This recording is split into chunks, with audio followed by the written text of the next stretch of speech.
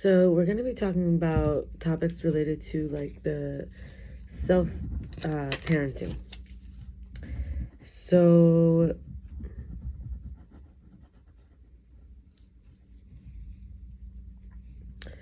on Instagram, there's an account called The Real Not Perfect Parent. And it's like if you want to raise a child well as a father. And so number one, treat their mom better than them. And it doesn't mean treat them badly so that their mom is being treated better, but it means treat their mother better than them. That's the message you're sending. Provide both material and emotional security because you never need to make them feel like a burden or guilty for existing. Praise them because a father's approval builds confidence. It tells a kid, I've got your back, and you can handle life. 4, be present. Skip a few dinners out. Cut back on the drinking. Spend more time with your kid.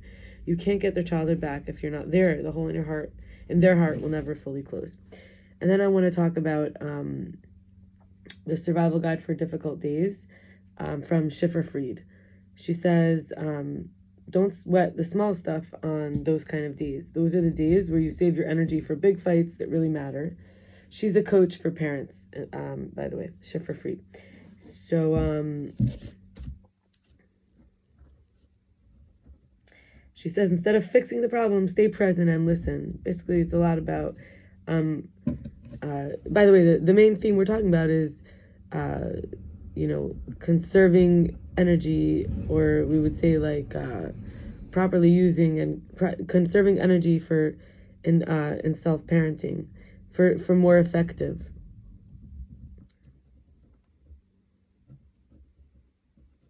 Right? For more like effective, yeah.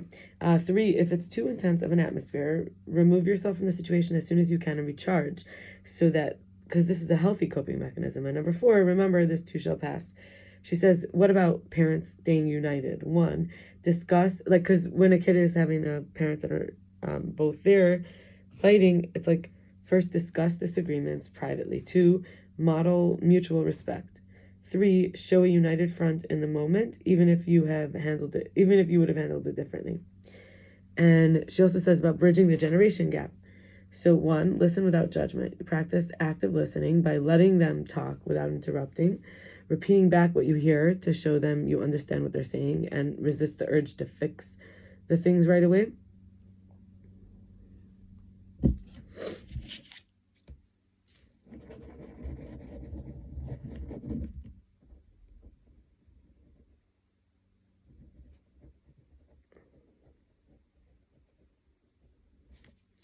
And 2, learn their world. Try and get curious about what they enjoy. Ask them about their favorite music or games or any other interests that they may have.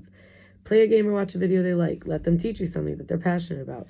And 3, communicate like a coach, not a boss. They'll feel respected rather than controlled when you ask, what do you think would help this situation? Or how can I support you? Or say, I trust you to figure this out, but I'm here if you need guidance.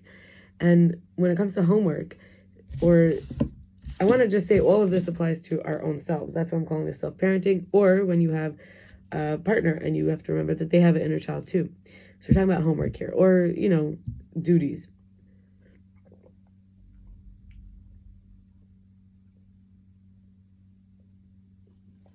So thirsty. Okay. With homework, 1, letting them take charge of their assignments even when things get off track. 2, helping them organize their time by giving them room to figure out how. And 3, trusting that they'll learn through the process even when it's not perfect. And 4, offering support only when needed without doing it for them. So I want to kind of shift gears for a moment, but before we do that, there's a lot of reasons why we may not have wanted to become parents. And that's what we're talking about. Self-parenting for some of us. So I looked on, I found out from AI on ChatGPT.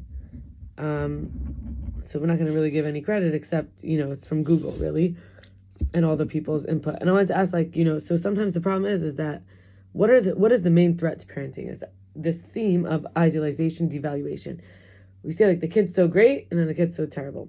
It's basically, How do we define this? Idealization, attributing overly positive qualities to someone, believing they can do no wrong, feeling intense closeness and placing the person on a pedestal, believing they have only the best intentions and intense happiness, and having intense happiness when interacting with them, thinking they're special and believing they'll never do anything wrong. Then comes a devaluation phase, because that's not appropriate. That's not accurate. Devaluation looks like characterizing someone as completely flawed or worthless, often after a perceived disappointment or threat, attributing exaggerated negative qualities while ignoring any positive ones. This can include intense anger, a feeling that the person's a constant source of problems, and withdrawing affection. Believing the person is horrible, feels like they're being hurt, wanting to leave the relationship entirely. Now, I like to workshop all these kind of topics, so I would be interested now to go through. We could learn about a little bit about. So I went to a 12-step meeting, and there's tons of 12-step meetings, and you can do research online. So I wanted to face my own avoidance of intimacy, which causes idealization and devaluation. So you can look into any 12-step meeting. There are relationship 12-step meetings for everything from ACA, CODA, SLAA, and more. So I was thinking about how my pleasure is my power, and why was I so avoidant of even the pleasure? Avoidance is never fully committing and mirroring what you're looking for. It's feeding a fantasy or trying to figure out how much can be gotten before it figured out that it's full of shit. Permission versus the martyr. Till the desire is to pass, and I like to think till desire passes away. So the desire comes and passes away, and I can give myself permission for the pleasure or for the whatever it is, versus that could be a martyr, like I'm not worthy, or it's not worth it. And then staying as the needed versus the needy. This is the position of power, right? It's not really intimate, though, because you're not really saying what you need and you're not letting someone help you. Also, in the connections of manufactured problems. These instill fear, manipulate, and bait with a fantasy that the person will not ever fulfill to take the best and give you breadcrumbs back. And this comes from the parental combination of something like an absentee, so an avoidant, a person who's kind of not available, who when they're there, they're just kind of so survival mode, so overwhelmed that they seem narcissistic, and then, other narcissistic traits. And the other one, who's around that, to be able to be normal about it, has to be also narcissistic survival mode, self-absorbed. And, in order to stay in the idealization, you have to work. It's very addictive to be perfectionistic, people-pleasing, workaholic, trying to get that, staying in the ideal, right? And people will use everything from caffeine, weed, the phone, over planning on the schedule of the phone, or I write on index cards or Post-its, and people write on the calendar and in the phone, and it's all to avoid intimacy and not to show up vulnerably, to gain control. But when I'm taking good care of myself directly and taking advantage of my support and resources and blessings, and not self-neglecting, even though I'm so independent and I've isolated so much and replaced intimacy with overgiving and self-sacrificing and over-nurturing others, even letting them represent my inner child and making excuses for them. In other words, I took better care of them than I did of myself and let their inner child be more needy or vulnerable than mine. And that was a sacrifice and nurturing and over-nurturing, over-giving. However, when I take good care of myself directly and not self-neglect, and then look to support myself and get resources for myself and get blessings for myself, I can actually wait the needs out. This is healing brain damage, because the addiction of quickly needing a fix is why I overgive, because I don't think the other person could even handle. But that enabling them to be unable to even sit for a few seconds in discomfort or uncertainty caused me to become also more addicted and brain damaged. It did not affirm for me that I could handle anything. So from thinking that people in general cannot wait out a need, but I can, and others can too. And it's empowering to actually believe in myself and to believe in others, and for others to believe in themselves and to believe in me, that we will do the best we can, as soon as we can, and we're able. And that's what healing is. And as my nervous system is grounded in that constantness of feeling I'll be okay, it's a contagious feeling that balances the people around me as well, because it's a spiritual reprogramming, that there is an endlessness, there is an infiniteness, versus this in this material world, it's a very limited, and we have to stay in the role, you have to stay in the ideal.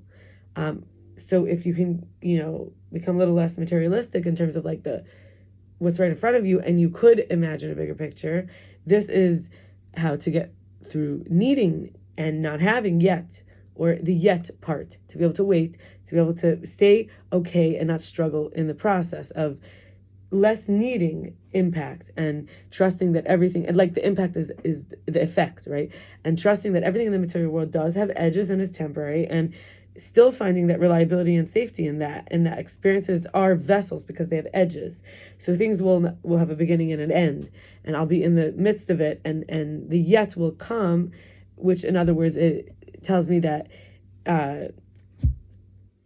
the vessel is not the thing itself, and so this experience of needing something is the vessel for that which is what I'm calling spiritual here, which is a non-materialistic